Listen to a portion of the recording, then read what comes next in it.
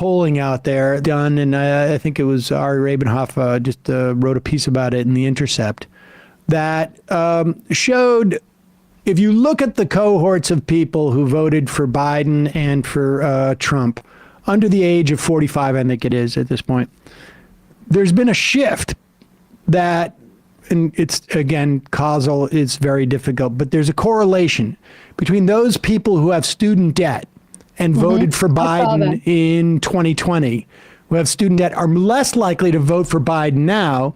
And there's speculation that, and again, very tough to assess this, but there's speculation that the idea of like anticipation of getting student debt relief, having the moratorium because of COVID, operating under those past 4 years, 3 years, anticipating a relief of student debt, has left people feeling like, they were counting on that already. It was like, their eggs, they counted their eggs, and now some of their eggs have been taken away from them, or the anticipation of having those eggs, were taken away. There's counter arguments to that, but I think but I don't, frankly, I think there's something to that. Biden has provided debt relief for about 3 million of the 42 million who are in debt, but they tend to be older than 45 because of the nature of that debt. It's if you've paid for 20 years and if you still haven't paid off your bill, or et cetera, et cetera. And so, I mean, there's a real sense out there that maybe, I don't know what he could do other than the process that they already are, engaging in, because the Supreme Court inhibited and it wasn't voted upon by Congress. But it does feel like there needs to be something that Biden, is out there campaigning on, and they seem to be sort of without a message at the moment. Well, I think, honestly, I think one of the things they need to do, and it doesn't have to come from Biden himself. I mean, part of this is, and I saw a thing the other day. It was one of those Bulwark guys, Tim Miller, was talking about how he was at some event and he started talking to, and he said, a person in the cabinet who is very, very good on television. He was being funny. Very, very good on television, and he likes to talk about potholes and transportation. So of course he's talking about Pete Buttigieg, right? Who is very good on television, right? He's a very effective messenger. He said, why don't they have, those people out there talking about, not just accomplishments by the Biden administration. I mean, they do that, but also things like explanatory politics, which, somebody like Bill Clinton was really good at, where you go out there and you talk about why things are the way they are. What happened here? What went on that made this happen? The student loan story is a really, really great way for the administration to say, look, here we want to do this. We wanted to do it.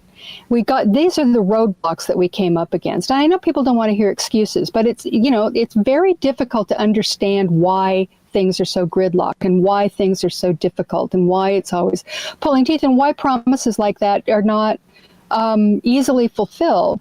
And they need to have people out there, and Biden's not good at this, so it shouldn't be him, but somebody like Buttigieg or others, there are others. Buttigieg was against student debt relief. I mean, well, maybe that's why he can't say anything. Right. Maybe not him, or maybe he's changed his mind. Let's have a positive sort of, he's changed and he can be out there talking about. But in any case, my point is that it's just people don't understand really what happened, and so I don't blame them for being disappointed and upset and feeling like there was no, they were promised something that they didn't get. I think it's fair for them to feel that way, but somebody's got to tell them what happened, and I don't think they have.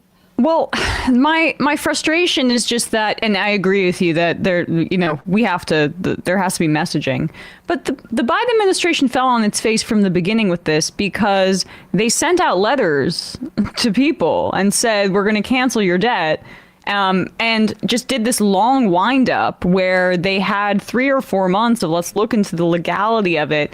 And just said, here you go, conservative group in Missouri or wherever they made that bogus claim about harm, financial harm, which ended up being proven. Actually, they would benefit this Missouri basically kind of Well, it wasn't. I mean, just to be clear, there was a Missouri entity that serviced loans for the state, and they weren't the ones who brought the suit. Right, Missouri it was actually did the state on their of Missouri behalf. did it on their behalf, Yes. even though that agency said, no, we don't want you to do this. No, you're right to clarify that. But my point is just like Biden gave them literally saying like, here, I'm going to drive down the field.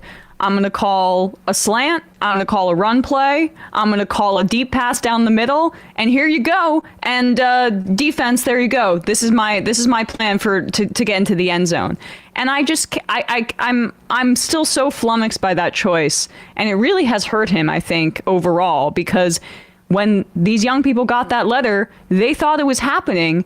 And I don't understand the strategy of doing that first. I don't either. That's a very odd. It was that's a very odd thing to do. Unless you've got it in the bag, don't get people's hopes up. Right. And of course now they don't understand what happened. So you're sitting there with a bunch of very disappointed people. And I get it. I totally get it. And I don't know what they can do now in terms of policy to change it. I mean, have you heard any? I mean, maybe I'm not following. No, they've subject. got this.